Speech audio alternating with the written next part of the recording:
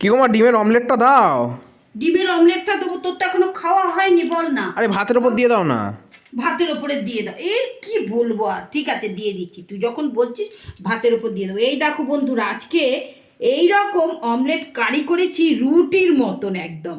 এই দেখো এই রকম অমলেট কারি, রোজই তো কদিন ওই সেদ্ধ করে ডিম করেছি, তাই আজকে আমি এই রকম ডিমের অমলেট কারি করেছি বন্ধুরা। তার মধ্যে দুটো কড়াইশুঁটি ছিল, দিয়ে দিয়েছি।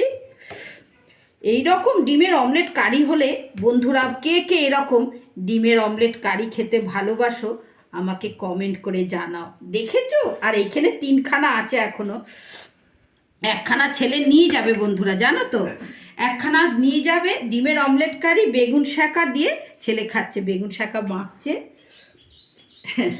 বেগুন শাকাটা খুব রংচঙে হয়েছে। হ্যাঁ, রংচঙে হয়েছে। এ নাও ধরো। ঠিক আছে।